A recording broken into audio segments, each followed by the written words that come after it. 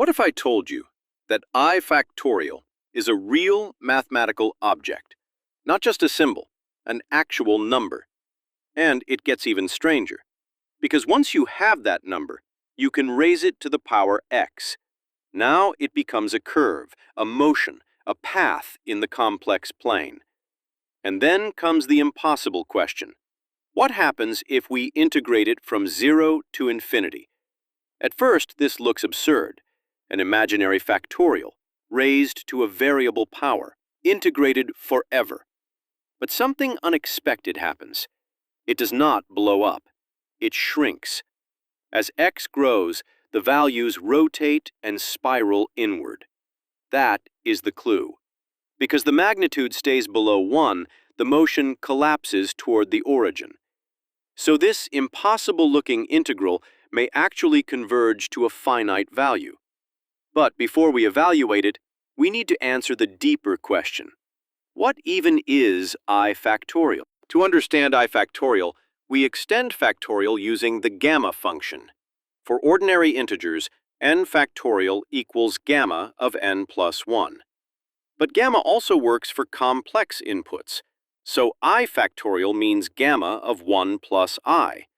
And that gives us an actual integral formula. Inside that integral, t to the I can be rewritten using Euler's formula. That splits the expression into a real part and an imaginary part. When we evaluate them, I factorial becomes about 0.498 minus 0.155i. Now comes the key fact. Its magnitude is about 0.52, which is less than 1. And that is exactly why the bigger integral can converge. To understand this integral, we first need to rewrite I factorial to the x. The key identity is simple. A to the x equals e to the x natural log a. So here, I factorial to the x becomes e to the x natural log of I factorial. Now, we split that logarithm into two parts, alpha, which controls the size, and beta, which controls the rotation. That turns the whole expression into a decaying exponential times an oscillation. In other words, the magnitude shrinks like e to the alpha x, while the real and imaginary parts keep rotating through cosine and sine. And the most important fact is this: alpha is negative, so the motion decays. And that decay is exactly what makes the integral possible. Now we can answer the big convergence question. Since the magnitude of I factorial is less than 1, its natural log is negative.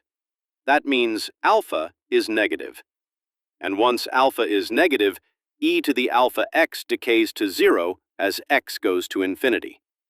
So both the real part and the imaginary part of I factorial to the x are trapped between shrinking exponential bounds. They may oscillate, but the envelope keeps collapsing. And that is the key idea. The motion wiggles, but it also fades. So this is not an uncontrolled complex expression. It is a decaying one. And that is why the integral actually converges. Now we are finally ready to evaluate the integral. We already rewrote I factorial to the x as an exponential, so the whole problem becomes an integral of e to the alpha plus I beta all times x. And that is great news because exponentials are easy to integrate.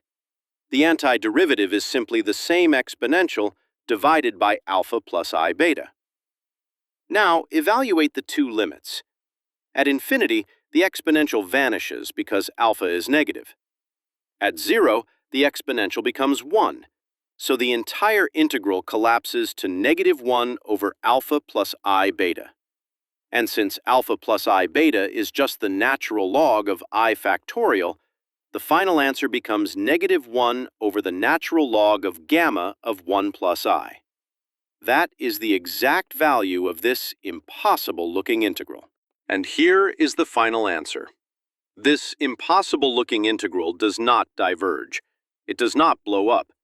It collapses to an exact complex value. We showed that the integral equals negative 1 over the natural log of gamma of 1 plus I, And now we can turn that into a numerical answer. When you evaluate it, the real part is about 1.2655, and the imaginary part is about negative 0.5892. So the full value is 1.2655 minus 0.5892i. That means this strange expression, built from an imaginary factorial and an infinite integral, lands at one precise point in the complex plane. A very strange path with a very exact ending. Thanks for watching.